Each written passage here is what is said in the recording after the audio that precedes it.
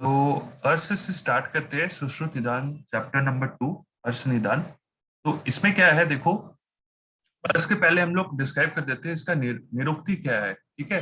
तो जैसे हम लोग ने नोट में भी देखा था कि अर्श का मतलब होता है अरिवत प्राणान श्रृणोति इति अर्श। जो आरी के समान, जो आरी जो हम लोग एक्स को जिसको बोलते हैं, जैसे एक काइंड ऑफ आरी जिसको हम लोग बोलते हैं, जो लकड़ी उकड़ी काटने में मदद करता है, तो वो जो आरी के समान जो पीड़ा देता है उसको ऐसा अर्श कहा गया है।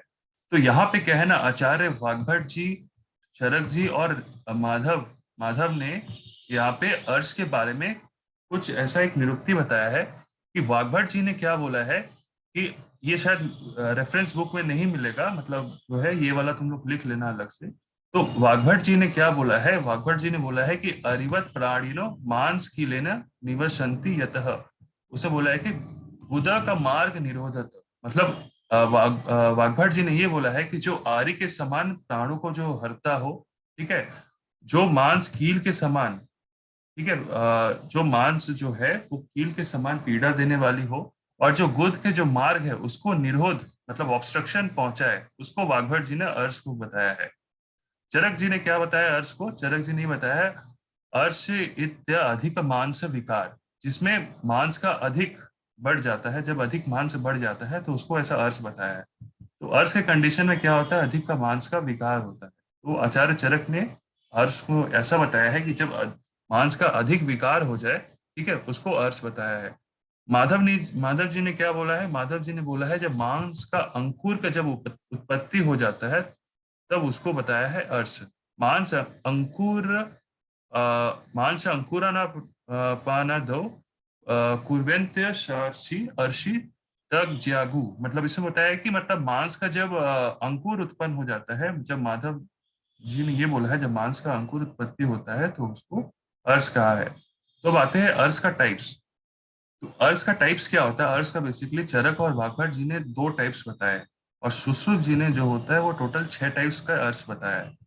तो तो चरक और वाग्भट जी ने अर्श के जो दो भेद बताया है वो होता है शुष्क अर्श और श्रावी अर्श। शुष्क का मतलब अर्श होता है जो ड्राई अर्श होता है, श्रावी अर्श जो होता है वो मतलब वेट अर्श को बताया है, जो वेट होता है। ठीक है, एक होता है शुष्क और ये श्रावी अर्श। तो वाग्भट और चरक जी ने शुष्क और श्रावी अर्श अर्श के दो भेद बताए हैं। और जो सुश्रुत जी है, जो हम लोग को मेन जो हम लोग फॉलो करते हैं, जो सुश्रुत जी है, उन्होंने अर्श के टोटल 6 टाइप्स माने हैं। दैट इज वात पित्त कफ शोणित सन्निपातो सहज। ठीक है, मतलब वात पित्त कफ शोणित यानी रक्तज, सन्निपातज और एक सहज अर्श। सहज अर्श मतलब जो कॉन्जेनाइटली जो अर्श होता है उसको सहज अर्श बोला गया। ठीक है, तो ये तो हो गया, टाइप्स हो गया और निरुक्ति हो गया। अब इसमें क्या है, निदान और संप्राप्ति में आते हैं। तो निदान और संप्राप्ति में अर्श का हम लोग ने पहले भी रीड किया है, फिर से मैं रिपीट कर देता हूँ कि जो लोग विरुद्ध अध्यासन करते हैं, विरुद्ध आसन करते हैं, जो लोग स्त्री प्रसंग करते हैं, ठीक है, फिर होता है उत्कट आसन, पृष्ठयान, वेग विधारण। ठीक है, जो लोग वेग को धारण करते हैं, ठीक है, जो लोग विरुद्ध अध्यासन करते हैं, जो लोग स्त्री प्रसंग जो लोग ज्यादा करते हैं, और जो लोग उत्कट आसन मतलब जो जैसे मुर्गे का जैसा पोस्चर होता है, उस हिसाब से अगर वो आसन अगर ज्यादा करे, ठीक है, जो लोग पृष्ठयान, जो लोग ज्यादा ट्रैवल करे, घोड़ा गाड़ी का ज्यादा सवारी करे, वेग का धारण करे, ठीक है। विरुद्ध आसन मतलब होता है जो पहला जो निवाला खाया खाना खाया उसका खाने का हजम ना होने के बाद फिर से वो खाता है, ठीक है, तो उसको बोलते हैं विरुद्ध आसन। और स्त्री प्रसंग तुम्हारा उत्कट आसन, पृष्ठयान और वेग धारण। तो इन कारणों से क्या होता है, जो दोष होता है आइदर सिंगली दैट इज एक दोषज, फिर द्विदोषज, समासतः, या फिर मतलब त्रिदोषज होता है, मतलब जो दोष इधर सिंगली विकसित होते हैं, या इधर दो दोषास तुम्हारा, इधर वात पित्त पित्त कफ और वात कफ, ठीक है, इधर दो दोषास में विकार उत्पन्न होते हैं, या समासतः तीनों मिलाकर के दोषा में तुम्हारा विकार उत्पन्न होते हैं। तो और उसके बाद ये बताया है कि शोडित साहित्य व यथोक्तं प्रसिता प्रधान धमनी, मतलब ये सारे दोष जब विकृति जब होते हैं तब क्या करते हैं, धमनी के मार्ग से गुदा में संचार हो जाते हैं। होता है ना, धमनी मतलब आर्टरी। ये सब दोष जब क्या होता है, ये सब कारणों से जब ये सब दोष तुम्हारा जब दोषा तुम्हारा बढ़ जाते हैं, दोष बढ़ने के बाद क्या होता है, धमनी के मार्ग से वो गुदा में संचार करते हैं, ठीक है, गुदा में जा करके वो मांस प्ररोण जन्यति, इसका मतलब क्या है? मांस का उत्पन्न करते हैं, मतलब वो गुदा में जा करके मांस का एक अंकुर को उत्पन्न करते हैं, जिसकी वजह से तुम्हारा अर्श का उत्पन्न होता है। देखो यहाँ पे क्या लिखा हुआ है कि पूर्व में कहे हुए प्रकोपक कारण से एवं विरुद्ध भोजन, अध्यासन, स्त्री के साथ संभोग, उत्कट आसन लगाकर बैठे, घोड़े, बैल और ऊंट की पीठ पर सवारी करना और अधारणीय वेग को धारण करने से असही पुरुष को प्रकोपित हुए वातादि दोष, दो दो मिलकर, समासत दोष मिलकर या रक्त के सहित, ठीक है, दो दो दोष। और यहाँ पे शोणित के बारे में बताया कि शोणित से भी मिलकर अनेक प्रकार के प्रस्तुत होकर शरीर प्रधान धमनी, धमनी में आश्रय होकर, क्या होता है, धमनी से आश्रय होकर नीचे की ओर गुद की ओर जाकर के गुदवल्लियों, गुदवल्ली का मतलब होता है स्पैनल स्पिंटर, मतलब धमनी के मार्ग से जाकर के गुद में प्रवेश होकर गुदवल्लियों में जाकर के एक मांस का अंकुर उत्पन्न करते हैं। ठीक है, ये मांस का अंकुर उत्पन्न करते हैं।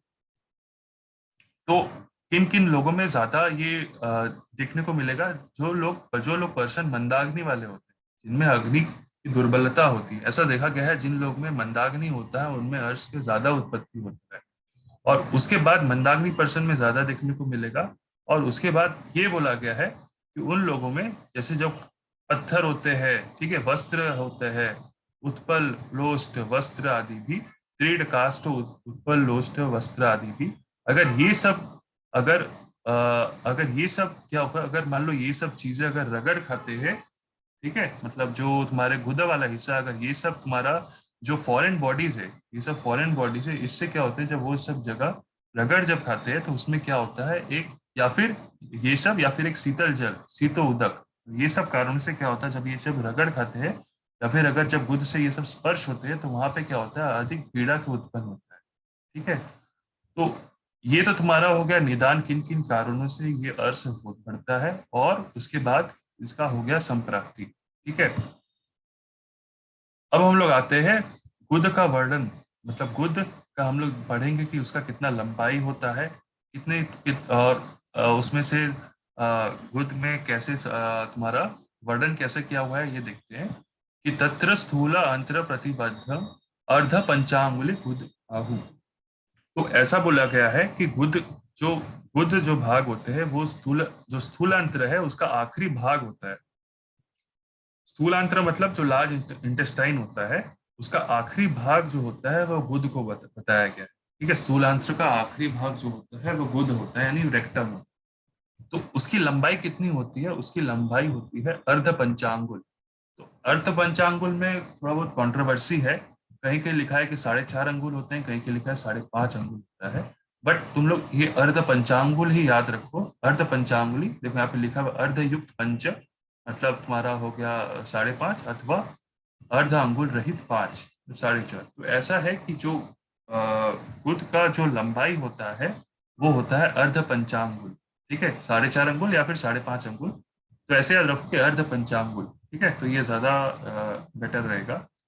तो उसमें क्या होता है, बुध का जो लंबाई होता है वो होता है अर्ध पंचांग। ठीक है, तो तस्मिन बल अस्ति, उसके बाद ये देखो यहाँ पे 3 भाग किया हुआ है। ठीक है, अर्ध अंगुली की हमारा उसमें क्या होता है, 3 जो भाग किया हुआ है वो है प्रवाणी, विसर्जनी और संवरणी। तो जो गुद वाला हिस्सा है उसके बाद क्या होता है, जब हम लोग बाहर से अंदर जब जाते हैं तो 3 भाग में तुम्हारा जो वल्लियां हैं वो 3 वल्लियां विभाजित हुए हैं, डिवाइड हुए हैं। तो वो कैसे डिवाइड हुए हैं? जो सबसे बाहर की तरफ होता है वो होता है, मतलब अगर हम लोग अंदर की तरफ देख, जो सबसे बाहर की तरफ होता है वो होता है संवरणी, फिर मिडिल में होता है वो होता है विसर्जनी, और जो सबसे अंदर होता है वो होता है प्रवाहनी।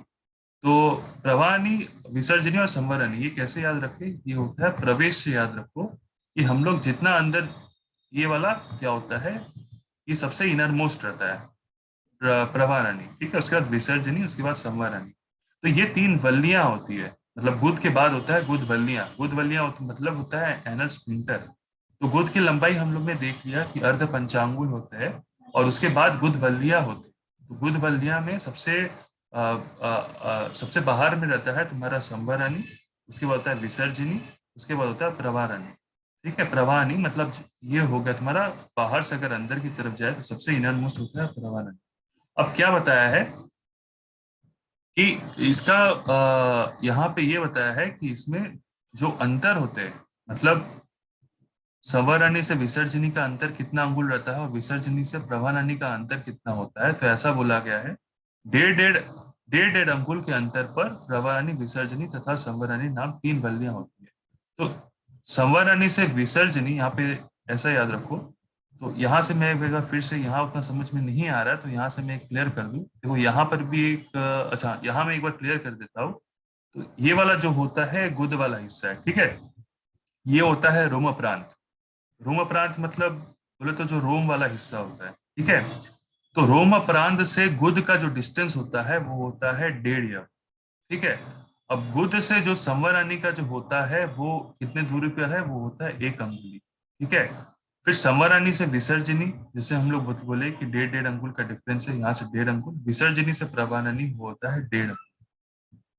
तो ये तुम्हारा हो गया डिस्टेंस, ठीक है। तो पहले आता है रोम प्रांत, मतलब जो रोम वाला हिस्सा होता है वो यहाँ पे लिखा हुआ है, रोमा रोमांतेभ्यो यव अध्यर्धो उदौष्टो परिकीर्तित। मतलब जो रोम में होता है, वो गुद से जो रोम से गुद का जो डिस्टेंस होता है वो 1.5 यव का डिस्टेंस होता है। मतलब यव अर्ध, मतलब 1.5 वाला पार्ट, ठीक है। तो रोम से जो गुद वाला डिस्टेंस होता है वो 1.5 यफ का होता है। गुदा से होता है, ये जो तीन होता है ये गुद बल्लियां होती है ना, एनल स्पिंटर होते हैं। तो गुद से संवरणी का जो डिस्टेंस होता है वो होता है 1 अंगुल। फिर संवरणी से विसर्जनी का होता है 1.5 अंगुल। फिर विसर्जनी से प्रवाहनी का होता है हमारा 1.5 अंगुल, ठीक है। अब ये तो हमारा चला गया, मतलब खत्म हुआ गुद का वर्णन, ठीक है। यहाँ से कभी कभार पूछ लेते हैं कि इनर मोस्ट कौन सा रहता है, आउटर मोस्ट कौन सा रहता है। तो ऐसे तुम लोग प्रवेश से याद रखो, ठीक है। अब आते हैं कि उसका लंबाई कितनी होती है। तो इसमें हम लोग पढ़ेंगे ये वाला श्लोक में, श्लोक नंबर 8 पे, कि हाँ, तो जो खुद जो होते हैं उसका जो लंबाई होती है वो होती है चतुरंगल आयत, ठीक है।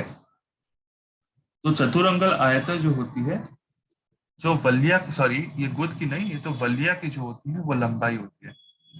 तो जो वल्लियां होती हैं उसकी जो लंबाई होती है वो होती है चतुरंगल आयत, मतलब 4 अंगुल की लंबाई होती है, ठीक है।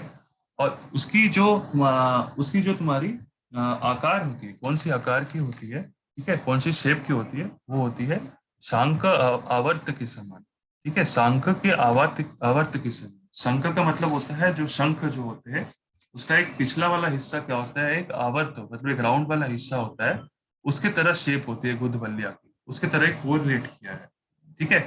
और जो इसका कलर होता है, मतलब जो गुद बल्ली जो एनल स्पिंटर होता है उसका जो कलर है कैसा होता है, उसका कलर जो होता है गज और तालु निभास चापी, मतलब गज मतलब हाथी और तालु मतलब इस तालु, ठीक है। तो गज और तालु के समान आभा वाली, ठीक है, मतलब जो गज और तालु के जैसा कलर होता है उस तरह से बुधवल्ली का कलर ऐसा बताया है। तो यहाँ इस श्लोक से श्लोक नंबर 8 पे तुम लोगों को ये बताया गया है कि जो बुधवल्ली है उसकी लंबाई चतुरंगुल 4 अंगुल की होती है। उसका जो आकार होता है वो शंख के आवर्त के समान होता है, और जो कलर होता है उसका गज और तालु के समान होता है। तो यहाँ पे लिखा हुआ है देखो, उक्त तीनों बल्लियों मिलाकर 4 अंगुल लंबी, 1 अंगुल टेढ़ी उभरी हुई एवं शंख की आवर्त की तरह एक के ऊपर एक रहती है। जैसे शंख के आवर्त जो होता है, शंख जो पिछला वाला हिस्सा होता है वो एक के ऊपर एक रहता है, उसी की तरह वो आकार की होती है। इनका जो रंग होता है वो हाथी के तालू के समान, मतलब जो हाथी के तालू मतलब हाथी का जो जैसा पैलेट होता है ना, उसके तरह एक कोरिलेट किया है कि हाथी के तालू के समान कुछ काला और लाल रंग का होता है। अब देखो, रोम प्रांत से गुदौष्ट 1.5 यफ के ऊपर होता है, मतलब रोम प्रांत से गुदौष्ट जो है वो 1.5 यफ के बाद आता है। और ए तथा प्रथम संवरणी वाली गुदौष्ट से 1 अंगुल दूर होती है। तो मतलब ये जो संवरणी वाला है ये गुदौष्ट से 1 अंगुल दूर होता है। तो यहीं पे ये श्लोक में बताया है। अब आते हैं श्लोक नंबर 9 पे, अर्श का पूर्व रूप बताया है।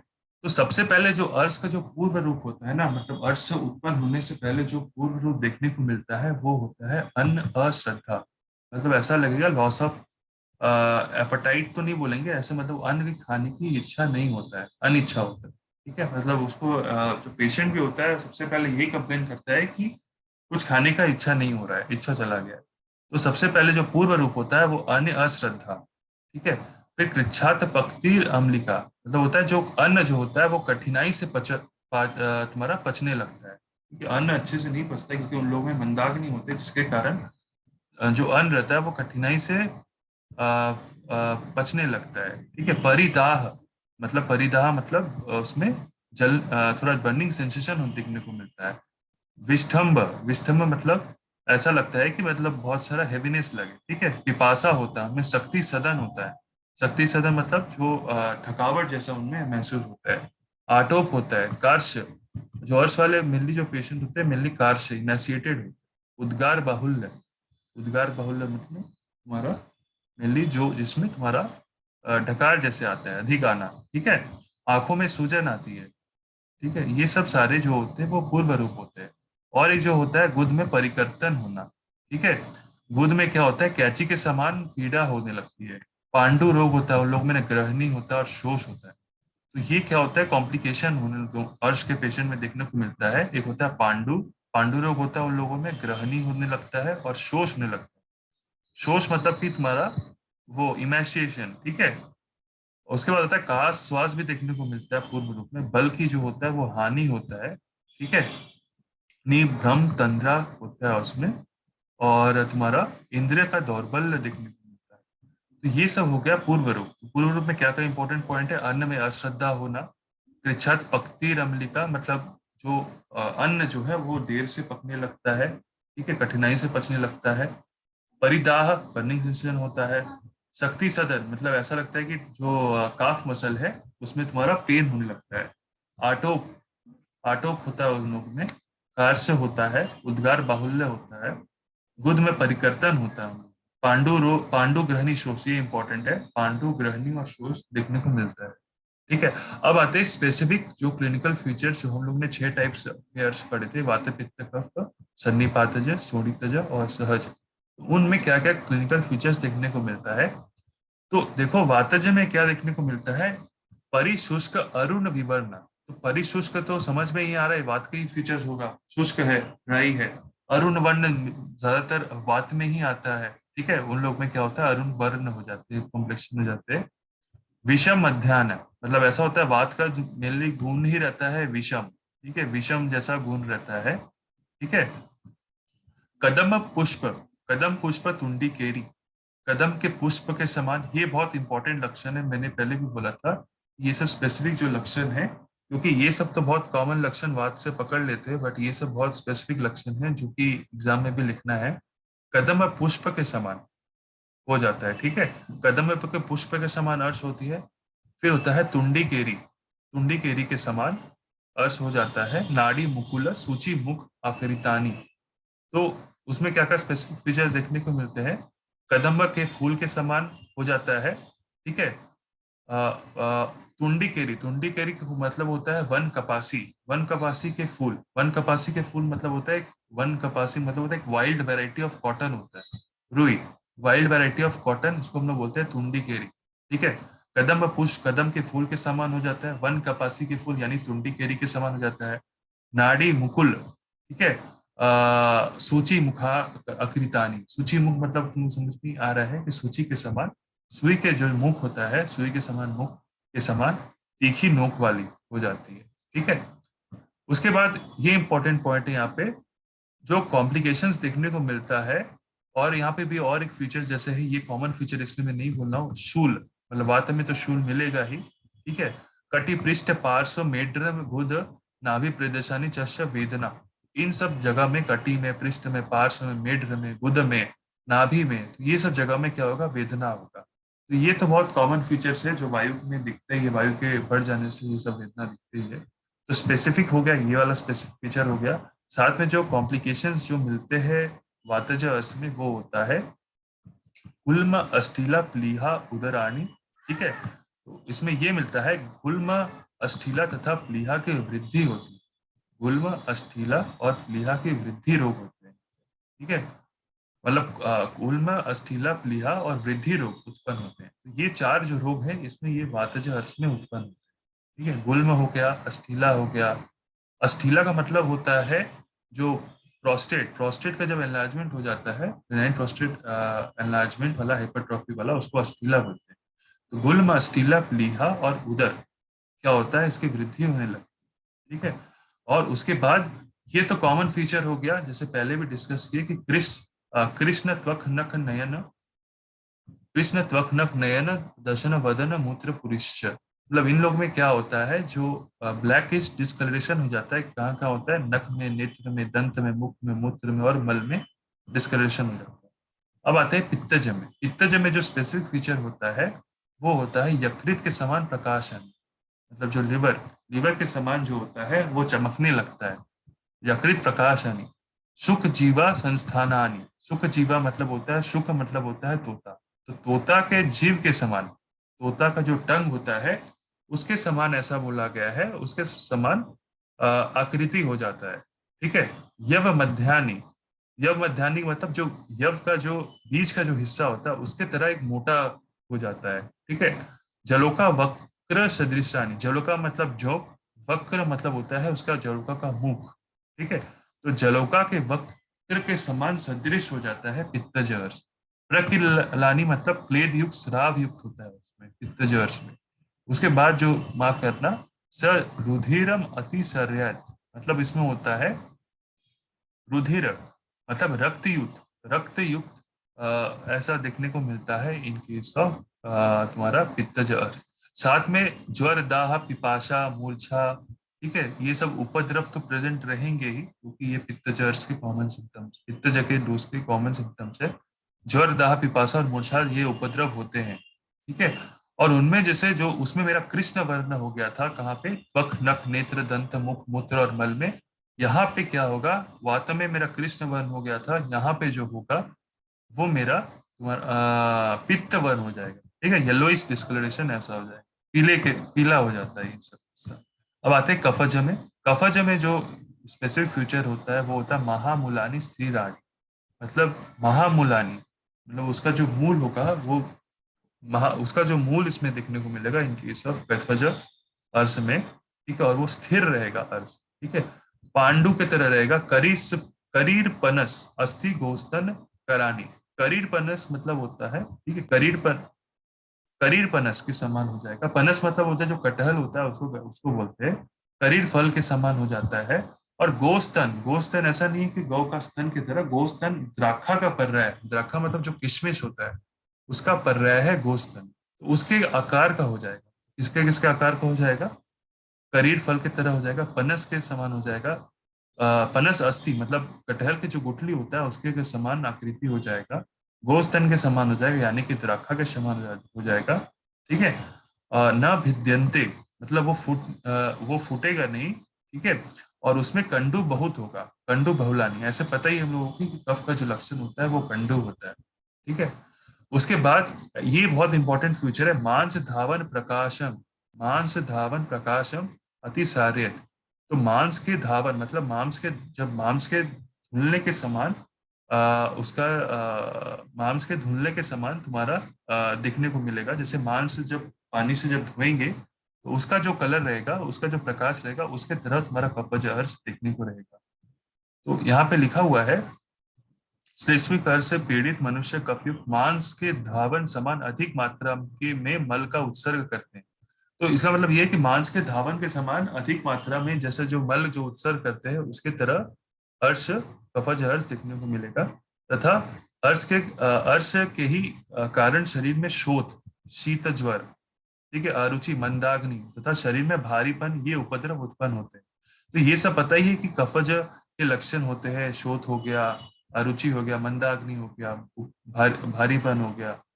और इसका जो त्वक, नख, नेत्र, मुख, मूत्र और मल जो होगा वो श्वेत वर्ण का मिलेगा। पित्तज में पीत वर्ण का था, वातज में कृष्ण वर्ण का था। ठीक है, अब लोग आते हैं सन्निपातज। सन्निपात में जो मिलेगा वो सर्व दोष लक्षण मिलेगा। सन्निपातज अर्श में वो सर्व दोष युक्त लक्षण देखने को मिलता है। अब सहज में आते हैं, टाइप नंबर 6, दैट इज सहज अर्श, दैट इज कंजेनाइटल। जो बचपन से जो बाई बर्थ देखने को अर्श मिलेगा, उसके लक्षण कैसे होंगे। मतलब इसमें ये निदान बताया है, देखो सहज अर्श में, कि दुष्ट शोणित शुक्र निमित्तानि। मतलब जो दुष्ट दुष्ट शुक्र और शोणित, जब जब कोई एक जब तुम्हारा जाइगोट बनता है, तो शुक्र और शोणित से मिलकर ही, मतलब तुम्हारा ओवरी और तुम्हारा शुक्र, ठीक है, ये दोनों मिलकर ही तुम्हारा जाइगोट का फॉर्मेशन होता है। तो अगर उसी में ही अगर वो दुष्ट हो, मतलब खराब वैरायटी का हो, तो उसमें सहज अर्थ देखने को मिलता है, ठीक है। दूरदर्शनानी परुषाणी पांडुनी दारुण अंतर्मुखानी। दूरदर्शनी का मतलब होता है जो अंदर की वल्लिया में जो अर्श उत्पन्न होता है। बेसिकली जो सहज अर्श होता है वो दिखता नहीं है, वो अंदर में होता है। अंदर की वल्ली मतलब बहुत, जो एनस पिंटर है उसके बहुत अंदर वाले हिस्से में होता है, इसलिए यहाँ लिखा है दूरदर्शनानी परुषाणी, ठीक है। और उसको क्या, पांडुनी मतलब पांडुवन, पांडुवन का होगा, दारुण होगा, ठीक है, दारुण मुख होगा। तो उसमें ये भी बोला है कि कृष्णो अल्प भुक, सीरा संतत गात्रो अल्प अग्रज, छीन रेता। छीन रेता का मतलब होता है इन जो जो जो सहज अर्श के जो सहज अर्श पीड़ित जो होंगे, उनमें जो शुक्र होगा वो छीन होगा। रेता मीन शुक्र, उनमें छीन शुक्र होते हैं, ठीक है। अल्प अग्रज का मतलब होता है जो कॉन्जेनाइटली प्रेजेंट होते हैं, उसको बताया है। और छाम स्वर, उनमें जो स्वर रहेगा वो भी छाम, मतलब कि बहुत ही लो लो लो पिच का वॉइस रहेगा, ठीक है। तो देखो यहाँ पे लिखा है, ये अर्थ विशेषताएं कठिन से दिखाई देने वाली होती है, स्पर्श में कठोर होती है, वर्ण में पांडु होती है, ठीक है। और दारुण होते हैं, मतलब दुखदाई होती हैं, जो कष्ट देता है उसको दारुण बोलते हैं। अंतर्मुख होते हैं, जो अंतर के अंदर की वलिया में जो होती है, अंतर्वली। इनमें पीड़ित मनुष्य जो होते हैं दुर्बल होते हैं, अल्प भोजन करने वाले होते हैं, शरीर पर शिराय के उभार से युक्त, कम संतान वाले इसलिए मतलब छीन रहता, ठीक है। और अल्प अग्रज का मतलब होता है तुम्हारा जो शरीर में, सॉरी मैं गलत बोला था, मतलब उसका होता है शरीर में शिराओं से उभार से युक्त, ठीक है। मतलब जो सीरा संतत गात्र अल्प अग्रज, मतलब जो सीरा होता है उसमें थोड़ा उभार आता है, ठीक है। और इन लोगों में क्या होता है, घ्राण शिरो अक्षी, नासा श्रावण रोगवान, सतत अंत्र कुजम आटो, ये सब लक्षण देखने को मिलता है। तो मेनली याद रखना, वात पित्त कफ का ही लक्षण याद रखना, और शोणित का सन्निपात का तो सारा ये होगा, और शोणित का याद रखना। रक्त जर्स में क्या क्या होता है। रक्त जर्स मैंने मिस किया, यहाँ पे मैं फिर से रीड कर देता हूँ। जो रक्त जर्स होते हैं उसमें क्या होता है, न्यायग्रोध प्रढ़ो विद्रुम काकरंतिका फल सदृशानी। तो मतलब होता है न्यायग्रोथ, मतलब होता है जो वट बैनियन ट्री होता है, उसके अंकुर के समान दिखने के जैसा होता है, लक्षण युक्त होता है। फिर प्रढ़ोर, न्यायग्रोथ प्रढ़ो, प्रढ़ो का मतलब होता है मूंगा, मूंगा एक काइंड ऑफ फल होता है। और काकड़ंतिका का मतलब होता है गूंजा, गूंजा फल को हम लोग बोलते हैं काकड़ंतिका। तो गूंजा फल के समान लाल वर्ण का ये होता है, ठीक है। उसको रक्त अर्श से कंपेयर किया है। यथा अवगाढ़ पुरी से प्रपीडितानी भवंती। तो ऐसा बोला गया है, जब मनुष्य बड़ी शक्ति से मल त्याग करता है, या बहुत जो लोग मल जो लोग बहुत कठिनाई से जो लोग त्याग करते हैं ना, उसमें क्या होता है कि जो मल, जब मान लो कॉन्स्टिपेटेड जो होता है ना, जो पेशेंट जो लोग जोर लगाते हैं ना, तो मल जब निकलता है, जो वेस्ट प्रोडक्ट निकलता है, उसमें क्या होता है, अधिक घर्षण होता है रेक्टम वाला पार्ट में, फ्रिक्शन होता है उसमें, जिसके कारण क्या होता है, दूषित रक्त जो होता है सहसा स्राव होता है। फ्रिक्शन के कारण क्या होता है, वहां पे जो रक्त होता है उसका स्राव देखने को मिलता है। तो उसको रक्त अर्श से कंपेयर किया है। फिर सहज अर्श हम लोग ने देखा। अब उसके बाद आता है कि कौन कौन से अर्श चिकित्सक होते हैं। तो जो अर्श चिकित्सा वाले होते हैं वो होते हैं तुम्हारा जो जिस अर्श को हम लोग ट्रीटमेंट करते हैं, वो अर्श कौन सा है, उसमें देखो लिखा है, इस विषय में कहा है कि जो अर्श बाह्य और जो बाह्य और होते हैं मध्यम होते हैं, ठीक है, बाह्य और मध्यम होते हैं, वही अर्श को हम लोग ट्रीटमेंट करते हैं, ठीक है। बाह्य का मतलब होगा तुम्हारा संवरणी और विसर्जनी, ठीक है। और जो प्रवरणी है, जो अंदर में था, जो अंदर की तरफ था, उसमें हम लोग ट्रीटमेंट नहीं करते, वो सब चिकित्सा निषेध है। तो ट्रीटमेंट सिर्फ होगा जो बाहर वाला है और मध्यम वाला है, उसी का हम लोग ट्रीटमेंट करेंगे, ठीक है। अब आते हैं, अब यहाँ से नहीं कुछ पढ़ना है, ठीक है, ये वाला यूजी के लिए नहीं है। उसके बाद आते हैं, देखो कौन कौन से अर्श। अब श्लोक नंबर यहाँ पे आ जाओ, श्लोक नंबर 20, ये वाला 25 एंड 26, ये यूजी के लिए इम्पोर्टेंट है कि कौन कौन से अर्श याप्य होते हैं, असाध्य होते हैं, कृच साध्य होते हैं। आई थिंक ये लिंक खत्म हो जाएगा, इसके बाद मैं और एक लिंक भेजूंगा, वो 5 मिनट्स हार्डली लगेगा, ठीक है। तो एक बार ये वाला हो जाएगा, ठीक है। तो ये अर्श क्या होता है, त्रिदोष युक्त अगर मान लो कोई अर्श होते हैं बट वो अल्प लक्षण के होते हैं, वो होते हैं याप्य, मतलब it is difficult to treat. जो दो दोष युक्त होते हैं और दो वल्ली में प्रेजेंट होते हैं, ठीक है, और 1 साल पुराने